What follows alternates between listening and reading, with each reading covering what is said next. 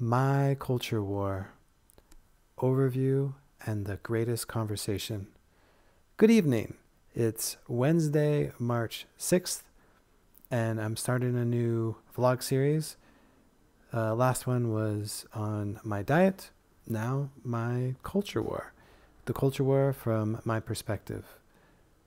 I'm going to give a little overview and then dive into what I think has been the greatest conversation of my lifetime, which happened yesterday, the greatest public conversation.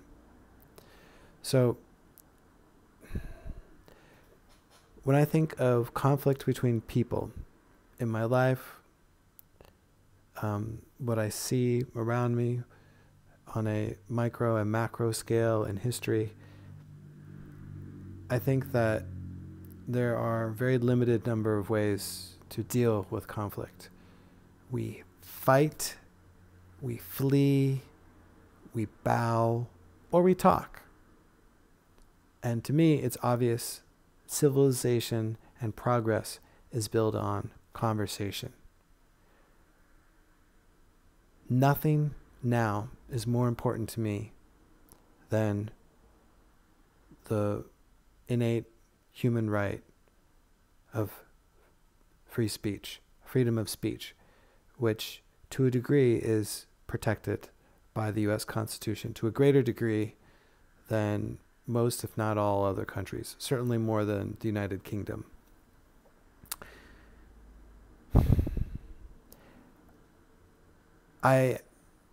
Not many years ago, I was involved in local politics, volunteering my time. And then, and through Occupy, my focus was election reform. That was my number one issue. I logically felt it was the most important thing. It wasn't where my passion resided. My passion is where technology and environmentalism meet. So where the Pirate Party and the Green Party overlap. I was involved with third parties at the time, and that's where my my political passion manifested was with third parties. I wasn't satisfied with the major parties, and I thought that the third parties, even as minute and lack of influence, despite their lack of influence, I thought that's where I should put my energy. It turned out to not work out, to not satisfy, and I don't regret the time that I spent, but I learned some hard lessons. And since then, I moved from that technology environmental focus to election focus to even more foundational conversation, the freedom of speech. Nothing is more fundamental. And what I see is the culture war involves challenging this freedom of speech, this freedom to converse, the allowance to converse. And this culture war is pushing people to choose the lesser options, to fight, to flee, or to bow. And that's frightening. So this series is going to dive into that. I expect to, I'm not sure how many I'll do. For my diet, I did 5. So that might be my goal, is to do 5. But that's what I'll try to cover, is how freedom of speech is important to me, and to define the culture war in general and the culture war from my specific perspective, how it's affected my life.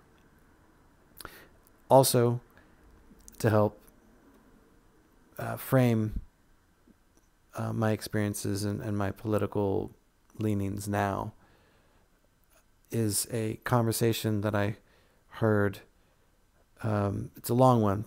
I haven't listened to the entirety to its entirety, but I understand the conversations, or I listened to a lot of the conversations leading up to it, involving these characters, and I'm starting to see the responses to it. And it is a nexus, a meeting of the minds, a tipping point moment.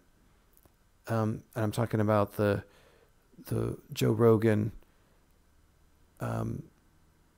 podcast that happened yesterday, in which he had Tim Pool, one of my favorite independent journalists, on with the Twitter CEO, Jack Dorsey, and one of his main lawyers.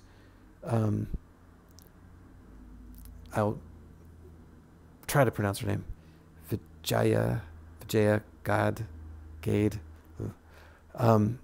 And they had a long and in-depth conversation about relating to freedom of speech, relating to the culture war, relating to deplatforming, covering a wide range of issues. I think that Jack Dorsey and his lawyer, as Twitter, represent Silicon Valley and social media in this way, and Joe Rogan and Tim Pool represent independent media and the dark web, intellectual dark web, and they're kind of two sides of the culture war that are willing to come together and peacefully attempt to understand each other's positions and push for a conversation, for something that may avert a more literal war. The fears that Tom Pool expressed, I think, were heard by Jack Dorsey, and it makes me more optimistic that this happened. There have been a lot of very important public conversations in my lifetime. I think this is the most important one. Like, there have been debates, there have been statements that are arguably more important, but as far as conversations where there's give and take and understanding, and I think this may top it. And again, I haven't watched the entirety. It is long. I need to go through it and put my time in. But first impressions, there was also two separate podcasts, one with Jack Dorsey first, and then Tim Pool. So there's a lot of hours to put in. And now one today with Tim Pool talking to David Rubin about this in part. And then all the wider context of everything that's going on. It's a lot to take in, but I highly recommend at least a cursory skimming of this podcast, and to learn about what is going on with this topic of the public space, the public debate happening through mediums like Twitter, and the kind of ramifications in a democratic system when it's controlled by lawyers. So give that a listen. I included the link, and I'll get more specific with the next week's video.